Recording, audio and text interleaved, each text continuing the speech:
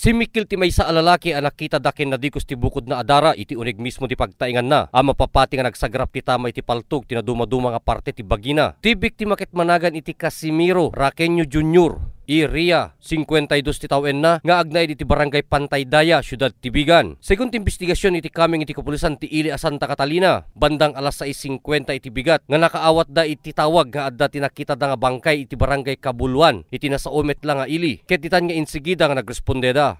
Hindi mapan kami iti nakapasamakan iti data incident di barangay Kabuluan, nga nai-report ni barangay captain na iti barangay Kabaruan nga isoy kiti kay may isang kasinsin na kabagyan na dito ikat di mapang kami sa jay nakita mi meten nga ada iti nakadata nakakurinikon nga bangkay ket na-identify mi nga ni Casimiro Raqueño Jr.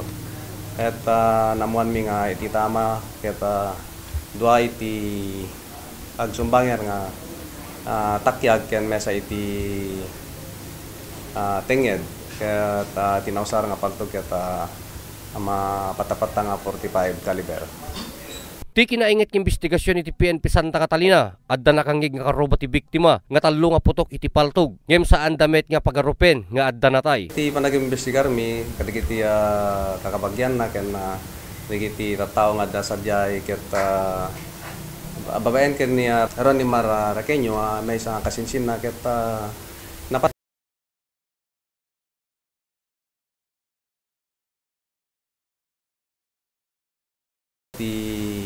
nakita na nga bangkay jay balay dayso nga in-report na ken kapitan. Ti may nga taktakwatin iti kaming iti kapulisan ket no adda pa kay naigan iti pinagsina dakin ti asawa na wenno adda kadwa ni Raqueño DJ nga rabii. Kanta kami ti investigasyon mapaparan kami iti kabangibang city tibigan tapno kasta kita mi ti track record na deti nga tao tapno kasta kita may establishment ti motibo wenno ti napakasama kan dagdi nga insidente ket namuan mi pa nga deti nga tao ket nagsinada ken ni bagat na nanipod pa di dandani na makatawen kanon November 14 ket pinapanaw na dayto yung asawa na samet nga dayto may isang anak na nga agtawen ti 26 ket pinapanaw na pa jay balay da ket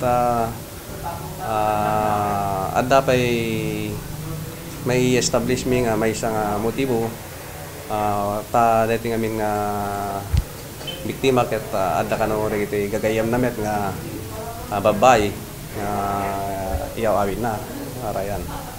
Mangnamnaman ni Police Inspector Manuel Biahe nga masolbar dito nga kaso iti kabiitan nga panawen. So dita nga dumawdawat met iti tulong kadagiti adda amuna detoy anak pasamak. Pagpakasi kami no gapil kami ti kailyam iti Ili nga Santa Catalina kasta met iti kabangibang Ili iti City Tibigan no adda man dagiti amuda nga may yan nato piday nga insidente ket waya da ko mga handa ko mga agbuteng may mangi ted iti informasyon kada kami ti Ili nga Santa Catalina ti kapulisan wenno i-text da kada kami da kasta ket may kanmet iti nananay nga hustisya iti nga biktima.